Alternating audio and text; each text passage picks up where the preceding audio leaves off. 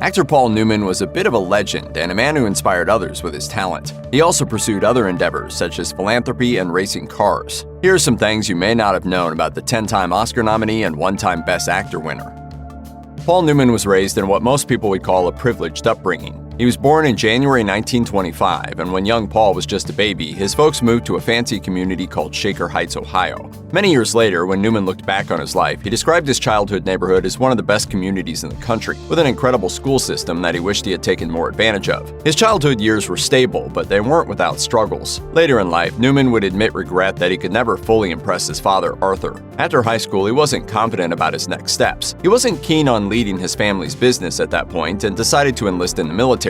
He spent 4 months attending Ohio University before being called up to the Navy. Before finishing his studies at Ohio University, the Navy sent Newman to Yale, where he was going to train as an Air Corps pilot. He then discovered that he was, in fact, colorblind and ended up working as an aviation radio gunman in several places, including Guam and Hawaii. Once discharged, he started exploring drama as a hobby at Kenyon College, simply testing the waters. In just 2 years, he knew he was good at it and changed his major to English and speech. Interestingly, he was more inclined towards sports than acting, but couldn't quite pursue it after being kicked off of the football team after a fight.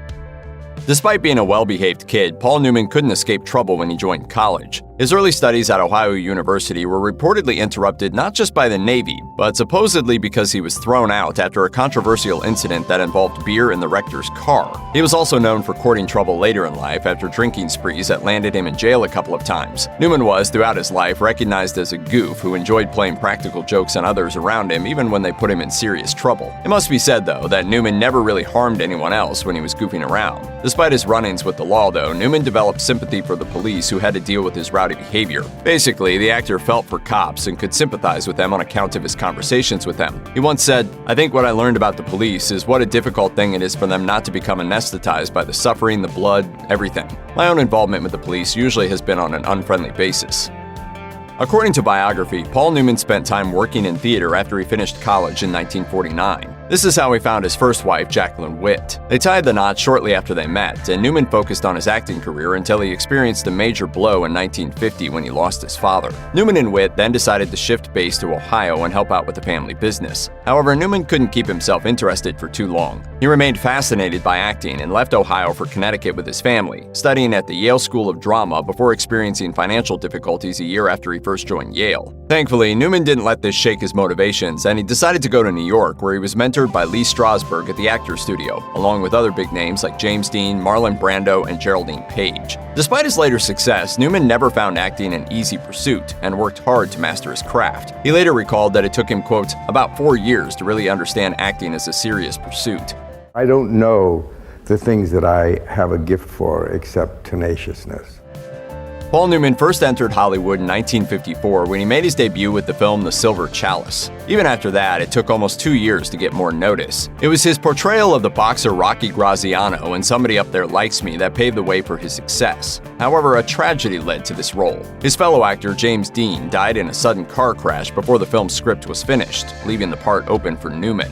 While it's fair to say that Newman didn't have to wait too long to become famous, it did take him much longer to discover where he stood as an actor. It was also important for him to be perceived seriously in the industry. What worked in his favor was that he didn't hesitate to spend some time getting to know himself as an artist and truly explore his passion for acting.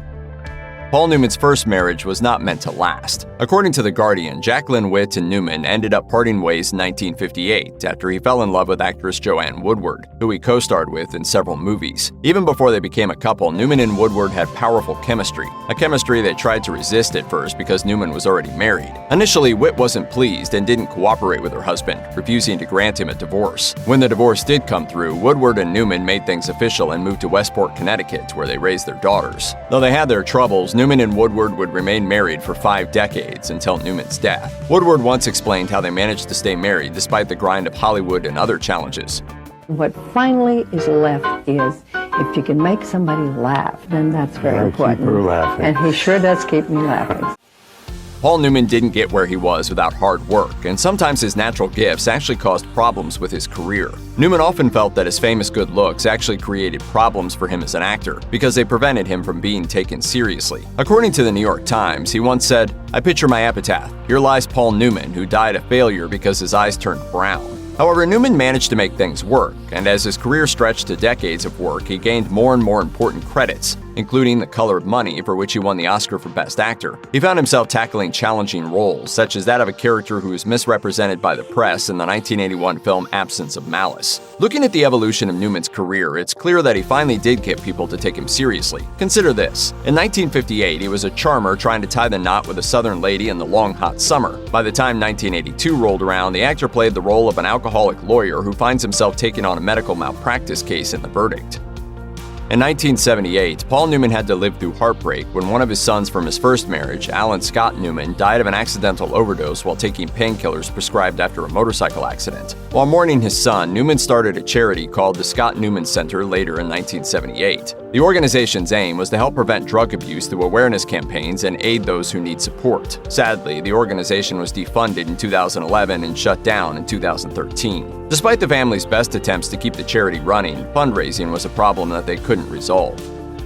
Paul Newman was more than an actor. He was also a businessman, a philanthropist, and a race car driver. According to the New York Times, Newman first picked up racing when he started working on it for one of his films, 1968's Winning. After training for the film, he became rather fascinated by racing later in life, even participating in the sport professionally. He was dedicated enough to spend 3 years after the film ended, continuing to hone his racing skills. Newman would later remark that he found racing helped him indulge his competitive side in a way that acting simply couldn't. Just like acting, racing required dedication and motivation, and for Newman, it took time to truly understand and excel at both pursuits. Interestingly, there were times when the actor focused more on racing than acting, especially when he wasn't too impressed with the scripts that were being offered to him. In fact, the actor was so enthralled by the sport that he competed professionally. According to The Guardian, Newman said that racing was a way for him to get back into the world of sports that he'd left as a younger man, and added that he felt incredibly happy whenever he found himself racing.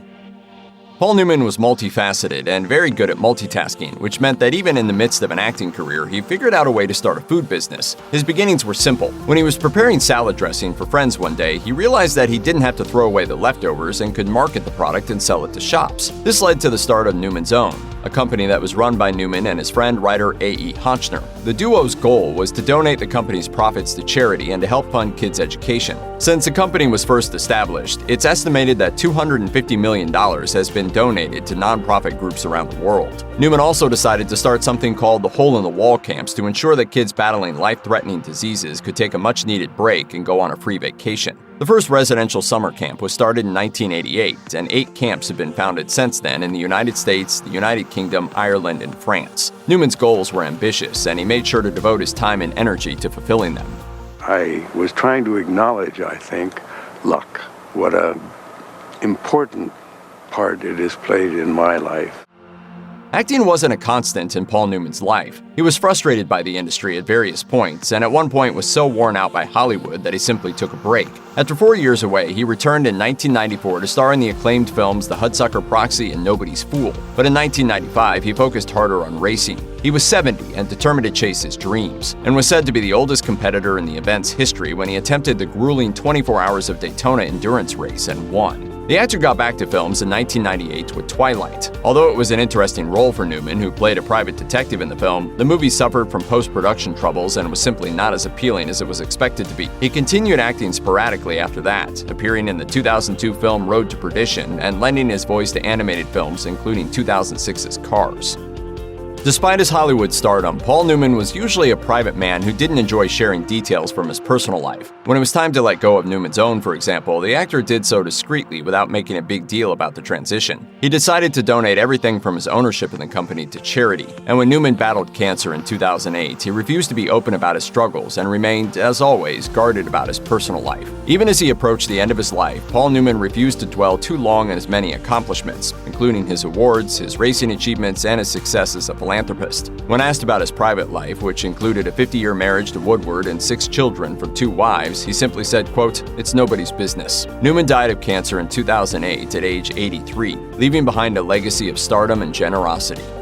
Check out one of our newest videos right here. Plus, even more grunge videos about your favorite Hollywood legends are coming soon. Subscribe to our YouTube channel and hit the bell so you don't miss a single one.